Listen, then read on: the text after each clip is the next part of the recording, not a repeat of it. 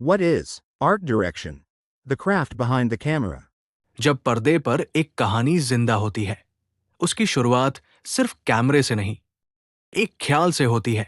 हर शाही महल, हर पुरानी गली, हर घर, हर दीवार और हर छोटी सी चीज एक नई दुनिया रचती है। यही है आर्ट डायरेक्शन, जहां कल्पना को रूप मिलता है और कहानी को एक सोल यानी रूह। क्योंकि बॉलीवुड में सिर्फ सीन नहीं बनते, पूरी दुनिया बसाई जाती है। अरे भाई ओह सॉरी, रुको रुको रुको रुको भाई, आप लोग का शेरू आ रहा है।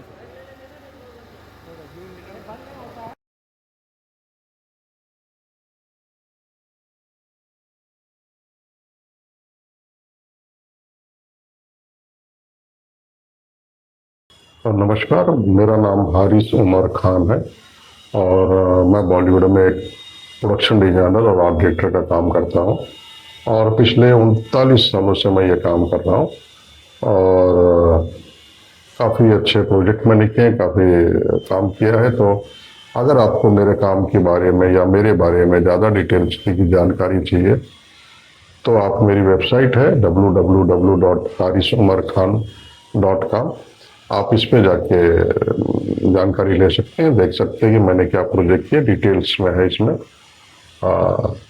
कुछ इम्पोर्टेंट प्रोजेक्ट है, ज़्यादा डिटेल मतलब ज़्यादा हमने उसमें ज़्यादा डाला नहीं है एडवर्टाइजिंग में। साथ ही आपको मुझसे अगर कोई सवाल पूछना, मुझसे कनेक्ट होना है तो आप मुझे ट्विटर अकाउंट, जो मेरा एक्स अकाउंट है,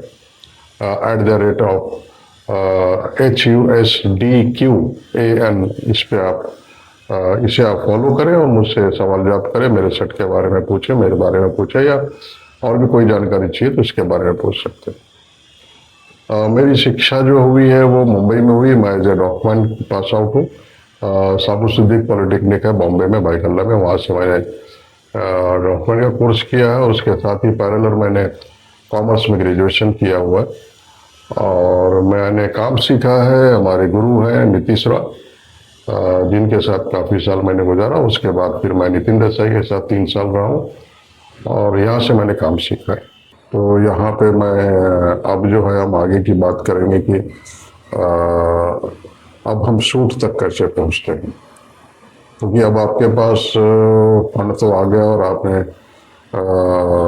मेरे हिसाब से अभी तक अगर शूट से आप करीब हैं तो अभी तक आपने वेंडर्स को पैसे भी ट्रांसफ़र कर दिए होंगे और उनका सामान भी जो भी है आपकी टीम जाके निकाल के अलग रख के मार्किंग करके निकाल के रख के आई होगी। उनका डिलीवरी डेट बता दिया होगा, कितने बजे तक आना ये भी बता दिया होगा। उसी तरीके से एक्शन प्रॉप का आपका शो एंड टेल कभी भी शेड्यूल हो सकता है, तो आपने उसमें भी काम किया होगा। क्योंकि एक्शन अब जो सबसे पहला स्टेप है आपका वो ये है कि आप सबसे पहले सभी वेंडर्स को फंड पहुंचाइए। सभी वेंडर के यहाँ पे आप अपनी टीम भेज के अपने जो प्रॉप्स आपने सोर्स के वक्त निकाला था, जो भी फोटोज हैं, जो भी आपके पास नंबर्स हैं, उसके हिसाब से आप प्रॉप्स अलग करवाइए और उनको समय दीजिए कि इस समय तक हमारे सेट पे पहुंचना चाहिए। वहाँ से आप जो भी आपका दूसरा बंदा प्रॉप वाला एक्शन प्रॉप सोर्स कर रहा है, तो अभी तक मेरे हिसाब से उसका एक्शन प्रॉप ऑलमोस्ट सभी कुछ आ जाना चाहिए और आप शो एंड टेल के एकदम करीब हों। 1-2 दिन में आप शो एंड टेल करिए। इसमें जो है आपका कंस्ट्रक्शन टीम के जो लोग हैं वो अपनी वर्किंग कर लिए होंगे कि कितनी वुडन पट्टी लगेगी, कितने सनमाइका लगेंगे, कितनी प्लाईवुड लगेगी, कितने नेल्स लगेंगे। तो ये सब आप वेंडर्स को पहुंचाइए। वेंडर को ये लिस्ट SMS कीजिए, व्हाट्सएप कीजिए या मेल कीजिए और उनका डिलीवरी टाइम सेट करिए। जो आपके पास शेड्यूल आया है, शूटिंग शेड्यूल आपके पास आ गया होगा, अगर आया नहीं है तो 1-2 दिन में आ जाएगा, तो आप वो शूटिंग शेड्यूल में सबसे पहला जो आपका सेट है उसको मार्किंग कीजिए और उसके हिसाब से तैयारी कीजिए। क्योंकि सबसे पहला सेट हो सकता है आपका सबसे बड़ा सेट भी हो और सबसे छोटा भी सेट हो। नॉर्मली लोग लीनियर वे में काम करते हैं। लीनियर वे ये होता है कि जो कहानी जैसे बोल रही है उस हिसाब से वो लोग शेड्यूल प्लान करते हैं, लेकिन बहुत सारे डायरेक्टर सेट और आर्टिस्ट की अवेलेबिलिटी के हिसाब से भी काम करते हैं। तो आर्टिस्ट की आजकल ज़्यादातर आर्टिस्ट की एबिलिटी मायने रखने लगी है। तो आप अगर आर्टिस्ट की एबिलिटी के हिसाब से लग रहा है तो आपको हो सकता है कि एक ही सेट को आप लगा के दोबारा भी लगाना पड़े। तो सेट जब आप लगाएं तो उसको ध्यान रखिए कि रीयूज ही कर सके। रीयूज करने से कि आपकी कॉस्ट बचेगी और जो आपने कॉस्ट बजट आपका कम ज़्यादा हुआ है वो आपको यहाँ पे कंपनसेट कर देगा। जो अब आपको समझिए शेड्यूल मिल गया और आपको लग रहा है कि ये पहला सेट जो है रियल लोकेशन है, तो आप वहाँ पे 8 दिन पहले अपनी टीम लेके जाइए। क्योंकि रियल लोकेशन है, भले वो 2 दिन की शूट हो, लेकिन 2 दिन की शूट के लिए भी हमें आपको पूरा क्रिएट करना पड़ेगा और 10 दिन की शूट के लिए भी आपको पूरा क्रिएट करना पड़ेगा। ये आप प्रोडक्शन को समझाइए। वो बोलेगा सर 2 दिन की शूट है, आप इतने आदमी क्यों ले जा रहे हैं? भाई लेकिन 2 दिन की शूट में भी मुझे वो जो बनाना ही है ना, वो विलेज या उस घर को या स्ट्रीट को बनाना ही है। तो आप 2 दिन कर लो या 10 दिन कर लो, मुझे वो बनाना है, फिर निकाल के लाना है। अगर वापस दोबारा हम उस लोकेशन पे जाने वाले हैं आर्टिस्ट की डेट के हिसाब से, तो फिर हमें वो बनाना है। तो आप अपने आप कंप्रोमाइज मत कीजिए, क्योंकि अगर आपका काम सफर हुआ, आपका काम लेट हुआ, तो आपके पीछे कम से कम 200 लोग बैठे रहते हैं और उनकी कॉस्ट आपको बहुत भारी होती है। तो आप हमेशा कोशिश ये कीजिए कि सेट 1 दिन पहले रेडी कर लीजिए। और दूसरी चीज यहाँ पे मैं ये कहूँगा, क्योंकि नॉर्मली सेट जो है वो पूरा रेडी हो जाता है, बचता क्या है कि थोड़ा सा डिटेलिंग बचती है। तो अगर आपकी यूनिट आ जाए, आपका डायरेक्टर आ जाए, आपके प्रोडक्शन टीम आ जाए, भाई सेट रेडी, आप बोलिए हाँ सेट रेडी है। आप ये मत बोले नहीं ये डिटेलिंग करना है।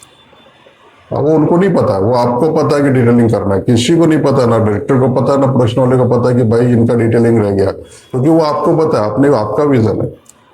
तो आप उनको ये मत बोलिए कि सेट रेडी नहीं है, बोलिए सेट रेडी है। क्योंकि उसके बाद उस सेट पे लाइटिंग होएगी, डिस्कशन होएगा, तब तक आपको 2 घंटा 2.5 घंटा है आपके पास वो डिटेलिंग करने के लिए। ये मुझे मेरे गुरु नीतीश राय ने सिखाया कि सेट रेडी नहीं है, हट जाओ, बोलो सर सेट रेडी है। डायरेक्शन टीम आ गई, बोलो सर सेट रेडी है। क्योंकि उसके बाद लाइटिंग जरूर होगी, लाइटिंग समय लेती है पहले दिन, और नॉर्मली पहले दिन ही ये सब होता है, दूसरे दिन तो सब सेट रेडी रहता है।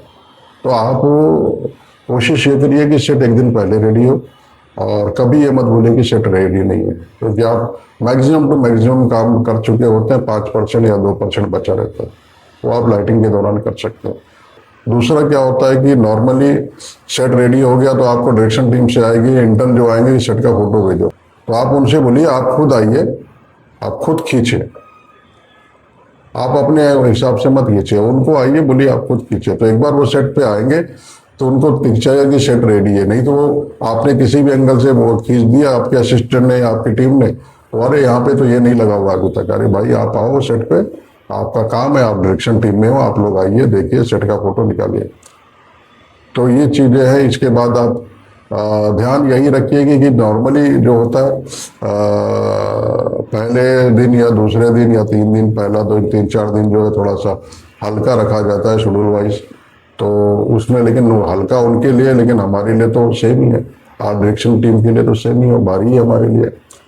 तो आपके पास जब शेड्यूल आ गया तो आप उस हिसाब से अपनी टीम डिसाइड कीजिए कि भाई देख ये 2 दिन यहाँ मिल रहा है अपने को, लेकिन उसके बाद दूसरा दिन, तीसरा दिन जो है दूसरा सेटअप है वो राजस्थान में है, तो तू जो एडवांस टीम है आपकी, वो आपकी एडवांस टीम वहाँ पे 8 दिन पहले पहुँचनी चाहिए। आप एज ए पीडी आप जाइए, पहले चले जाइए और विजिट करके आ जाइए। आप पहला शेड्यूल करिए, क्योंकि पहले शेड्यूल में आपको रहना बहुत जरूरी है।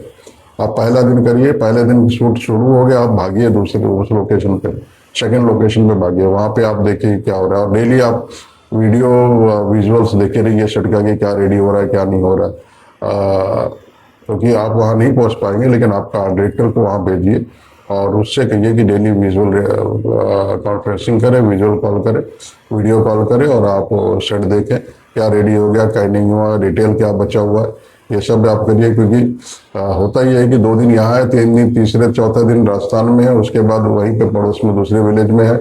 तो ये जो आपकी अब आपकी यहाँ पे क्या होगा कि आपकी कंस्ट्रक्शन टीम बढ़ जाएगी, आपकी 2 कंस्ट्रक्शन टीम रहेगी या 3 कंस्ट्रक्शन टीम रहेगी। तो ये शेड्यूल के बाद चेंज होता है, क्योंकि बजट में आपने तो ये नहीं पकड़ा है ना, आपने बजट में 2 कंस्ट्रक्शन टीम पकड़ी है या 2 प्रॉप टीम पकड़ी है, लेकिन यहाँ पे तो ऐसा हो रहा है कि 3-3 हमें कंस्ट्रक्शन टीम पकड़नी पड़ रही है, 3-3 प्रॉप टीम पकड़नी पड़ रही है।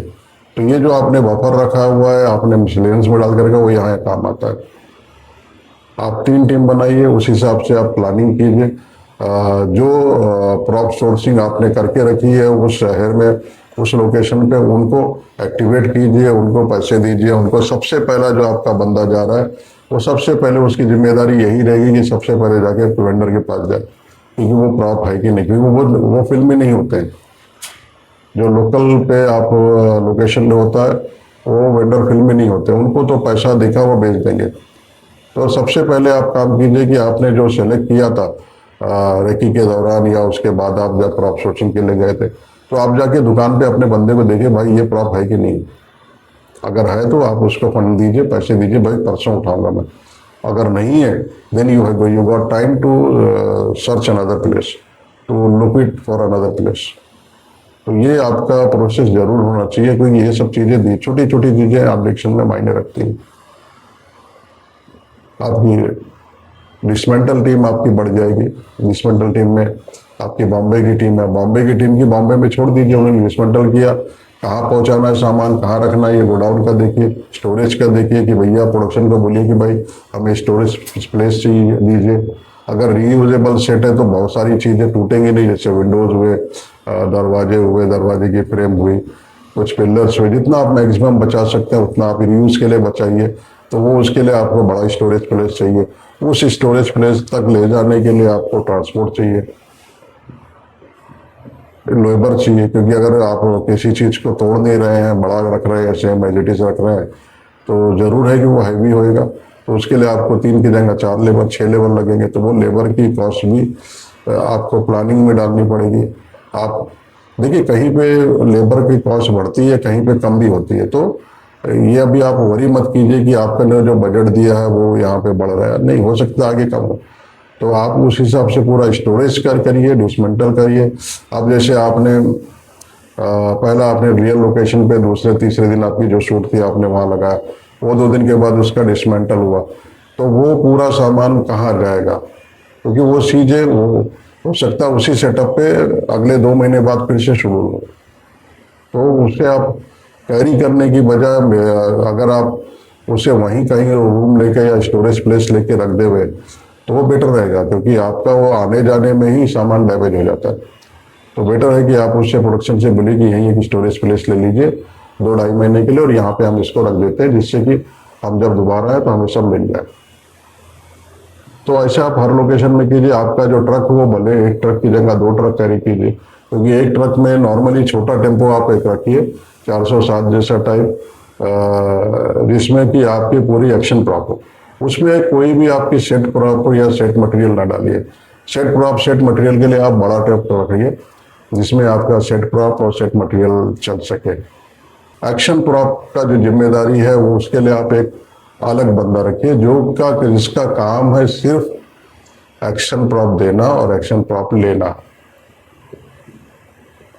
कि वो किसको दे रहा है, किसको ले रहा है। क्योंकि अगर आपने किसी एक को जिम्मेदार नहीं किया, तो फिर आप पूछेंगे 10 आदमी आपके 4 असिस्टेंट, भाई कहाँ, नहीं सर मुझे लगा ये ले लेगा, नहीं सर मुझे लगा ये ले लेगा, तो वो आपकी फिर प्रॉप चली जाएगी। एक्शन प्रॉप बहुत सारी रीच होती है, बहुत सारी कॉस्टली होती है, और उस पर कईयों की नज़र होती है यूनिट में। तो आप एक्शन प्रॉप के लिए अपना एक बंदा, जिम्मेदार बंदा रखिए, जिसको एक्सपीरियंस हो, जो थोड़ा सा रूड भी हो, क्योंकि वो देगा तो वो लेगा भी। उसकी जिम्मेदारी उसको यही बोलना है, भैया तू पेटी से निकाल के दिया और तेरी जिम्मेदारी है कि सेट पे खड़ा हो जा, ऐसे शूट खत्म हो आप ले लो। एक्शन प्रॉप बहुत जरूरी है। उसी तरीके से आपकी सेट प्रॉप भी जरूरी है। सेट प्रॉप भी आपको वेंडर को रिटर्न करनी है, रेंट पे है तो रिटर्न तो करनी है। और आजकल ये हो गया है कि बबल रैप में आता है और बबल रैप में आपको देना है, तो वो बबल रैप में रैप करे। जो डिसमेंटल टीम है उसको ये बोल के रखिए कि भैया, नॉर्मली सभी डिसमेंटल के लड़के जानते हैं कि बबल रैप में रैप करना, लेकिन अगर आउटडोर में लोकल लेबर रखा, ये रखा, तो आप उनको बोलिए कि बबल रैप में आप इसको प्रॉपर रैप करके ट्रक में डाल दीजिए, क्योंकि शेड्यूल वाइज उसका ट्रांसपोर्ट अलग होगा। वो रेंट का सामान है, आपको कैरी नहीं कर सकते। आपको जैसे ही शूट खत्म हुआ उस लोकेशन का, आपको तुरंत उसको बॉम्बे भेज देना है, या जहाँ से आपने लाया उसको वहाँ भेज दीजिए, क्योंकि उसकी रेंट नहीं तो चलती रहेगी। और आपने जो बजट लिया, एस्टिमेट लिया, उसका आपने 1-2 दिन बढ़ा के ही लिया होगा, जहाँ तक मुझे आशा है। अगर 10 दिन लग रहा है आपके सेट पे तो आप 12 से 14 दिन का उसको बोल के रखिए। और उसके बाद ट्रांसपोर्ट का जो ट्रैवल टाइम है वो उसको बता के रखिए, भैया वो दिल्ली जा रहे हैं तो दिल्ली से दूसरे 2 दिन में आएगा। हमने आज को छोड़ दिया है, यहाँ से ट्रक निकल गया, आप उसे कन्वे कर दीजिए, ट्रक नंबर दे दीजिए, अब वो आगे क्या वो अपने आप को कोऑर्डिनेट कर लेता है। तो ये हो गया स्टोरेज का आपका जो जरूरी हो गया। जो मैंने कहा मल्टीपल शूटिंग जो होती है, यूनिट होती है, क्रू अपने जो होते हैं उनको मैनेज करना है, उसकी जिम्मेदारी आप किसी अच्छी एक लड़की को रख लीजिए, जो कि लड़कियां मैनेजमेंट में अच्छी होती है, तो आप एक लड़की को एज ए असिस्टेंट रख लीजिए, जो सिर्फ ये मैनेज करेगी इस ये जो शेड्यूल आपके पास आया उसमें उस हिसाब से क्रू को मैनेज करेगी।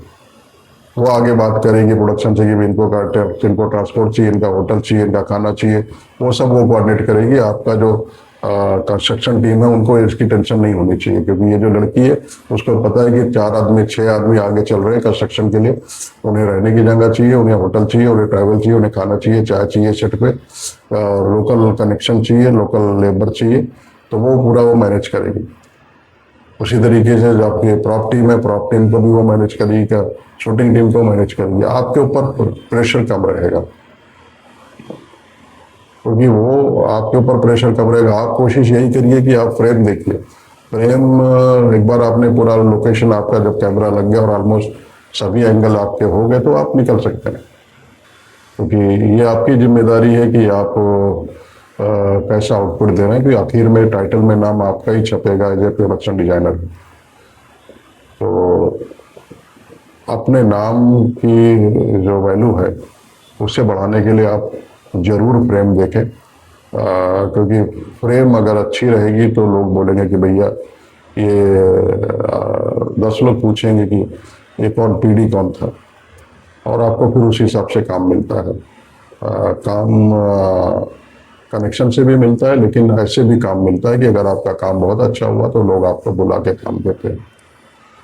क्योंकि अभी शूट के लिए डायरेक्टर नहीं आया सेट पे, ना टीम आई है, लेकिन आपकी जिम्मेदारी, आपकी तैयारी चल रही है।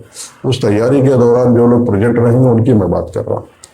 उस तैयारी के दौरान 1 दिन पहले 2 दिन पहले डायरेक्शन टीम आना शुरू हो जाती है, और वो डेली रिपोर्ट हर चीज़ रिपोर्ट करते हैं। वो एक एक पल आपको रिपोर्ट करेंगे डायरेक्टर को कि यहाँ पे ये गड़बड़ है, यहाँ ये गड़बड़ है, यहाँ ये गड़बड़ है। तो वो जो चीज़ें हैं वो आप अपना ध्यान रखिए, कोई परेशान मत होइए, क्योंकि वो उनका काम कर रहे हैं और हम अपना काम कर रहे हैं। आप नॉर्मली ये लोग क्या करते हैं कि उनको सब्र नहीं है, पेशेंस नहीं है। वो आए, अरे सेट रेडी निकल, 1 दिन में कैसा होगा? अरे भाई आपको हमारी स्पीड पता ही नहीं है, हम लोग 1-1 दिन में सेट लगाते हैं। और वो सीधे मैसेज भेज देगा डायरेक्टर को, प्रोड्यूसर को कि सर सेट तो रेडी नहीं, अभी यहाँ पे खाली खंबे खड़े हैं, पट्टी कर ली है, पल्ली खड़ी है। अरे भाई रेडी हो जाएगा। फिर सेकंड डे वो खुद ही शाम को इवनिंग में बोले दादा सॉरी मुझे लगा नहीं होगा। शूटिंग के दिन वो आके आपसे एकदम से पोलाइट हो जाएगा। तो ये चीज़ें हैं, ये चीज़ें होती रहती हैं। उसमें आपको सिनेमाटोग्राफर की टीम 1 दिन पहले आ जाती है, उनके कई काम बढ़ जाते हैं, उनको फिर यहाँ पे तराफे में उनके कई काम बढ़ जाते हैं, उनको फिर आपको कहीं पे लाइट रखने के लिए पल्ली लगा के देनी पड़ती है, या कहीं पे कीले लगाने की देनी पड़ती है। तो आप 1-2 लेबर उनके लिए अलग रखिए। सिनेमाटोग्राफर के लिए 2 लेबर आप जरूर अलग रखिए शूटिंग से 1 दिन पहले 2 दिन पहले, क्योंकि और वो प्रोडक्शन को बोले कि भैया ये आपका अलग पेमेंट है, हमारे बजट में नहीं है, तो ये आपके सिनेमाटोग्राफर की रिक्वायरमेंट है और उसको हमें पूरी करनी है। सिनेमाटोग्राफर आएगा, अगर डांस का सेट है तो कोरियोग्राफर जरूर आता है, और कोरियोग्राफर के बड़े चेंजेस होते हैं, बड़े कुछ उनकी टीम बड़ी होती है, उनकी रिक्वायरमेंट बड़ी होती है। उससे आप हमेशा मेंटली तैयार रहिए, और कोशिश ये करिए कि उस दौरान सेट लगने के दौरान कोरियोग्राफर की आपकी टीम बड़ी हो, आपकी जो डायरेक्शन टीम हो वो बड़ी हो, जिससे कि आपको 10 जगह आप आदमी बेच के सामान मंगा सकते हैं। बेसिकली सामान की ही जरूरत होती है वहाँ पे, बाकी तो आप मैनेज कर सकते हैं। लेबर है आपका, वो आपको 2 दिन का काम 1 दिन में 4 घंटे में करके दे सकता है। फिल्मी लेबर है तो ज़्यादा प्रॉब्लम जो होती है वो बेसिकली कोरियोग्राफर की टीम के साथ होती है, और बाकी सब मैनेजेबल है। आपका जो अभी तक है, आपने आपकी सभी प्रॉप सेट पे होगी। उस सेट की जो प्रॉप्स है उस सेट पे आ गई है, एक्शन प्रॉप उस सेट की आ गई पेटी में, और आपका सेट ऑलमोस्ट कंप्लीट हो चुका है। मेरे ख्याल से शूटिंग से एक दिन पहले डायरेक्टर भी आएगा, कैमरामैन भी आएंगे, उन्होंने देखा, विजिट किया, उन्होंने डिस्कस किया 2 घंटा 4 घंटा, ओके हो गया। अब आप जाके आराम से नींद लीजिए, आराम से सोइए, आपको फिक्र करने की कोई टेंशन नहीं है, क्योंकि आपका सेट अप्रूव हो चुका है। आपका सेट अप्रूव हो गया। अब जो भी काम बचता है छोटा मोटा वो आप सुबह करिए, और कोशिश ये करिए कि शूट में टीम में पहले पहुंचिए। जैसे मैं पहुंचा था, मैं हमेशा मैं टीम में पहले पहुंचता हूँ सेट पे, और सेट की सफाई करवाइए, सेट रेडी करवाइए अपना, और फ्रेम देखिए, और शूट शुरू हो गया। आपका एक प्रोजेक्ट ऑन हो गया, और आप खुश हैं। आप कोऑर्डिनेट कीजिए। दूसरा जो आपका दूसरे दिन का तीसरे दिन का जो दूसरा सेटअप है उसकी कोऑर्डिनेट कीजिए, क्योंकि आपकी टीम उस पर ऑलरेडी काम कर रही होगी, और जब आपकी यहाँ जरूरत नहीं है डायरेक्टर वगैरह से हाई हेलो करके आप यहाँ पे अपनी शूटिंग क्रू छोड़ के आप दूसरे सेटअप पे जाइए, दूसरा सेटअप आप रेडी कराइए, और यही प्रोसेस चलता है हर जगह। और बाकी मुझे नहीं लगता कि आपने इतना एपिसोड देखने के बाद आपको लगा होगा कि प्रोडक्शन डिजाइनिंग के हार्ड काम है, टफ काम है। ऐसा कुछ नहीं है, ये सिर्फ मैनेज करना है आपको, और डिज़ाइन करना है। आपका जो विजुअल सेंस है वो बहुत होना चाहिए, अच्छा आना चाहिए। और ये जो मैं यहाँ पे कहना चाहूँगा कि कोशिश रखिए कि आपका जो भी प्रॉप्स लगी है, जो भी सेटअप लगा है, वो आपकी कहानी के किसी न किसी पहलू को कहे। ये ज़रूरी है, ये सार है मतलब, क्योंकि अगर फर्नीचर टेबल रखा हुआ है तो वो आपके कैरेक्टर, आपकी कहानी के आगे ले जा सके। इसमें खाली यही है कि आप जो है अपना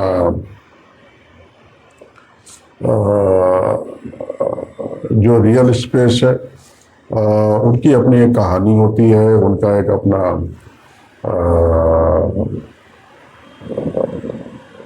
पीरियड होता है, उनका एक अपना ऑरा होता है। तो उसमें जैसे ओल्ड पेंट है, पुराने पेंट है, पपड़ी निकली हुई, स्क्रैचेस है कहीं पे,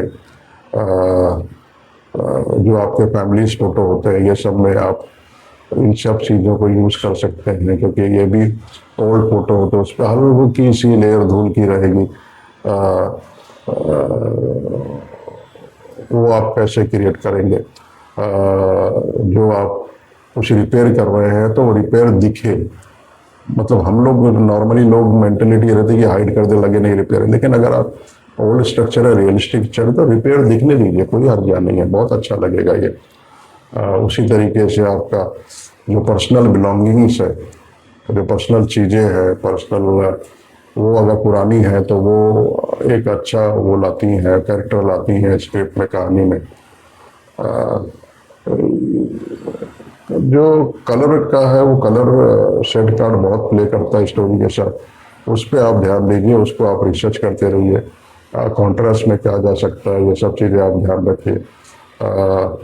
और सबसे बड़ी बात है कि आर्ट डायरेक्शन में कोलैबोरेशन बहुत ज़रूरी है, क्योंकि आपकी जो बातचीत होती है, आपका जो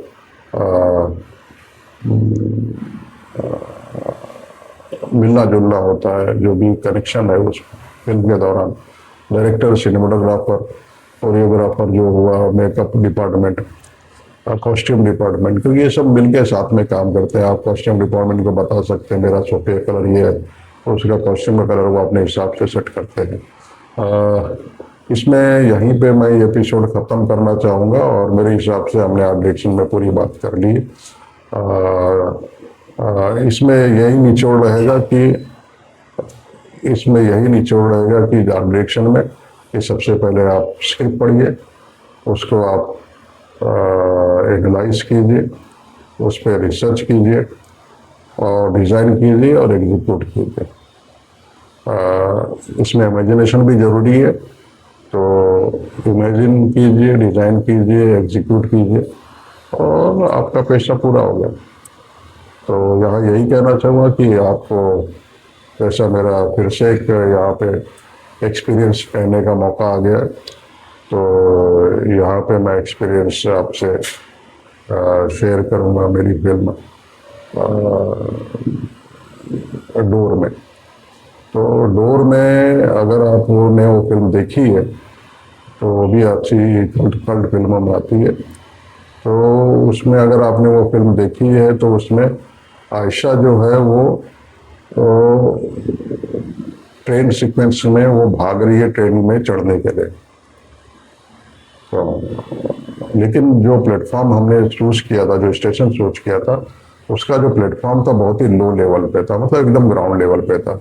तो जो डोर है और गुलपनाग का जो हाथ है, इसके बीच में आयशा और डोर के गुलपनाग के हाथ के बीच में कम से कम 4 फीट का डिस्टेंस था, जो कभी मैनेज नहीं हो सकता अगर वो दौड़ रही है नीचे तो। और ये हुआ कि हम वो सीन कर रहे हैं, लेकिन उस दौरान आयशा नीचे गिर जाती है और उसे काफ़ी चोट आती है, क्योंकि जो वहाँ पे रबल्स थे प्लेटफॉर्म पे, क्योंकि प्लेटफॉर्म बना हुआ नहीं था। जो स्टेशन था भीकमकोट स्टेशन है, तो वो बना हुआ नहीं था, एकदम लो ग्राउंड पे था, उसमें सिर्फ रबल रखे हुए थे। तो वो गिरी, उसको चोट लगी। तो फिर रात में मीटिंग हुई, क्योंकि ट्रेन जो हायर की गई थी उसका कॉस्ट बढ़ रहा था। रात में फिर हमारी हमेशा रोज की नागेश कुकनूर के यहाँ की पोस्ट पैकअप एक मीटिंग होती है, जो नेक्स्ट डे के बारे में और उस दिन के बारे में बात होती है कि आज ये डिपार्टमेंट गड़बड़ था, कल ऐसा नहीं होना चाहिए। तो मुझे बुलाया गया और मुझे कहा गया कि भैया कुछ ऐसा प्लेटफॉर्म रेस करिए जो ट्रेन के साथ चल सके, पैरेलल चल सके, और ट्रेन को अटैच करके इस पर आयशा टाकिया दौड़ने की एक्टिंग कर रही है। तो मामला सर बन जाएगा। मैंने बोल तो दिया बन जाएगा, लेकिन ये होता ये है कि रेलवे में किसी भी उनके वेल्डिंग नहीं कर सकते, ना डैमेज कर सकते, ना अटैच कर सकते। तो जो ड्राइवर था वो इत्तेफाक से महाराष्ट्र से था, मुंबई से था। तो मैंने उससे बात करी और हम लोग 2-3 दिन से काफ़ी दोस्त हो गए थे, और गार्ड और ड्राइवर दोनों से। तो उसने कहा कि आप कुछ ऐसा अटैचमेंट लाइए बना के जो कि नट बोल्ट पे हो, तो फोल्ड भी नहीं होगा, वेल्डिंग भी नहीं होगा, कुछ नहीं होगा। और मैंने फिर पूरा दिन लगा के हमने मेरे जो हमारा मिस्त्री है उसको बिठाया किसी वेल्डर वाले के, उसको मैंने डिज़ाइन किया और उसको बताया, समझाया और हमने बनाया। और हमने उसे सीढ़ी के जो दरवाजे की जो सीढ़ी होती है डोर की, उसके टॉप स्टेप पे हमने अटैच किया। और एक 8x4 का प्लेटफॉर्म था, 8x3 का था, क्योंकि खंबे होते तो खंबे ना होते, तो हमने 3 फीट रखा था, जिसपे आयशा टाकिया दौड़ रही है। और उसको हमने वायर वगैरह से स्ट्रेंथ दी थी, मजबूत किया था, क्योंकि वायर वगैरह पोस्ट में निकाल दिया गया। और आयशा टाकिया उस पर दौड़ रही थी और वो ट्रेन चल भी रही थी और दौड़ भी रही थी, और वो सीन फिर हुई। तो ये चीज़ें कभी कभी आपको डायरेक्शन में ये भी करनी पड़ती है, और इसमें आपको इंजीनियरिंग के भी कुछ तत्व आने चाहिए, ये ज़रूरी है। तो आप लोगों से यही कहूँगा कि आपको मेरे बारे में ज़्यादा जानकारी है तो मेरी वेबसाइट है www.harisumarkhan.com, और आपको मुझसे बात करनी है तो मुझसे आप मेरे ट्विटर या एक्स अकाउंट पे फॉलो करें @HUSDQN। और आपको मुझसे मिलना है तो आप प्लीज़ कमेंट करें, आपके शहर से आप क्या कर रहे हैं, क्या पढ़ रहे हैं, तो मैं ज़रूर मिलूँगा आपसे। और आर्ट डायरेक्शन में एपिसोड यहीं पे मैं ख़त्म करूँगा, लेकिन अगला एपिसोड जो मैं बना रहा हूँ वो फिल्म मेकिंग में ओवरऑल बना रहा हूँ। उसके बाद फिर मैं प्रोडक्शन के लिए एक एपिसोड बनाऊंगा, तो 3 एपिसोड मेरे और आएंगे। आप वो देखिए और शेयर कीजिए, लाइक कीजिए। धन्यवाद। आज का टास्क ये है कि आप अगर ये प्रोफेशन चुन रहे हैं, आप फाइन आर्ट्स कर रहे हैं, आर्ट कॉलेज से पढ़ रहे हैं, तो ये जो प्रोफेशन है, आप मीडिया में जाना चाहते हैं, एडवर्टाइजिंग में जाना चाहते हैं, और या फिर इवेंट वगैरह में जाना चाहते हैं, या फिर ये आर्ट डायरेक्टर एजेंसी में काम करना चाहते हैं, तो इसकी अपनी अलग अलग स्ट्रीम है और इसके अपने अलग अलग पहलू हैं। तो आप मुझे ये बताइए कि आप आगे जाके क्या करना चाहते हैं, किस प्रोफेशन में जाना चाहते हैं, क्योंकि ये जो प्रोफेशन है इसमें इसकी जो शाखाएं बहुत ही वास्ट है, आप काफ़ी कुछ इसमें कर सकते हैं। तो आप मुझे बताइए कि आप इसमें किस शाखा में जाना चाहते हैं। तो अगर कुछ गाइडेंस की ज़रूरत है, किसी के कनेक्शंस की ज़रूरत है, रिकमेंडेशन की ज़रूरत है, तो हम कमेंट में लिखिए आप, तो हम आपको गाइड कर सकते हैं। तो जो पिछले एपिसोड का सवाल था कि अगर आपके पास लोकेशन रेफरेंस नहीं है या कुछ उस पीरियड का नहीं है तो आप क्या करेंगे, तो मैंने आपको हमारे पिछले एपिसोड में ये बताया था कि हम फिर लोकेशन की रेकी कर सकते हैं। तो आप उस लोकेशन की रेकी करिए, जरूरी नहीं कि जहां आप शूट करने वहां वो लोकेशन मिले, आपको उसी से मिलते जुलते किसी दूसरे शहर में कोई ऐसी गली मिल जाएगी, कोई ऐसा कॉर्नर मिल जाएगा, कोई ऐसा कोई पुराना सा गांव कस्बा जो जहाँ पे अभी तक मॉडर्नाइजेशन नहीं पहुंचा, ऐसी जगह पे आपको वो लोकेशन मिल सकती है और आप उसके फोटोज खींच के उसकी रेफरेंसिंग कर सकते हैं। मैंने अपनी जिंदगी में सिर्फ सेट नहीं बनाए, मैंने दौर बसाए हैं। कभी मौर्य साम्राज्य, कभी राजस्थान की मिट्टी, कभी एक पुरानी हवेली और कभी आज का शहर। तब समझा, आर्ट डायरेक्शन दीवारें खड़ी करना नहीं, वक्त को दोबारा जीना है।